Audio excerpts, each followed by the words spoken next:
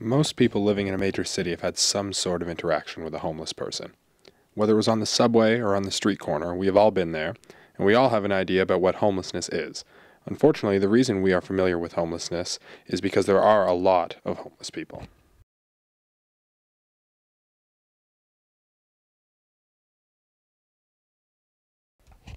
In the downtown core, it's often hard to find a street corner without a homeless person, so I decided to talk to this gentleman. His name is Robert. School at 40, upgraded to my grade 12, went to George Brown. I got a diploma in baking. I got out of school, couldn't find the job, and was a little disappointed with the way that their job finding program worked. And I've since started working in a non-profit bakery and hoping that takes flight and goes into a full-time job. Toronto has been ranked as one of the top 5 most livable cities by The Economist, yet there is still a huge problem with homelessness in our city. The most recent numbers come from 2010, when there were an estimated 2,500 homeless people living on the streets of Toronto. There are many opportunities and programs available for people in need.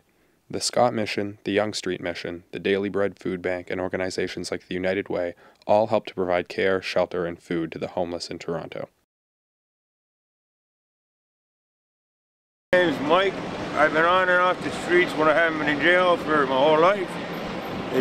Once you get to the streets, it's pretty hard to get off. You wind up stuck there, and then you start panhandling, and you start living a miserable life, and you start drinking because for some reason you make more money when you're drinking or doing drugs.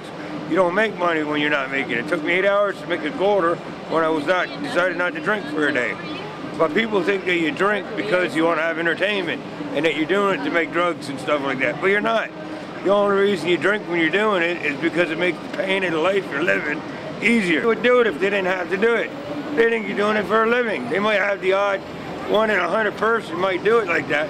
But the ones that are doing it like us, we do it because we need to do it, because we need to survive. Sometimes at a friend's couch, sometimes on a heated grate, sometimes in a sleeping bag in a park. Now Ford made sure that nobody could sleep at City Hall anymore. So, you know, he screwed us up for that, because you used to be able to be a cover from the rain. Now you get stuck in the rain and you're screwed up. And then people walk by and they almost want to spit on you because you're panhandling. They think you're doing it for a living. You don't do it for a living, but once you get stuck in that situation, it's hard to get out of that situation. I heard the politicians, I read the papers, they're talking about the millions of dollars they're throwing at the program, through the whole program and stuff like that. We're not seeing that money. We're not seeing them tokens. We're not seeing them meals. That money's not going in our pockets. I don't know whose pockets it's going in, but it's not going in ours. And then when you do get welfare, you don't get enough to survive. The one thing that I found most moving about the homeless people I spoke to was their desire to help me. Of the 5 I asked, all of them were willing to help, and only 1 asked for money in return. On the other hand, I wanted to talk to some people who are not homeless and get their take on homelessness. Of the 37 people I asked, only 3 were willing to talk to me, and not a single one was willing to be on camera.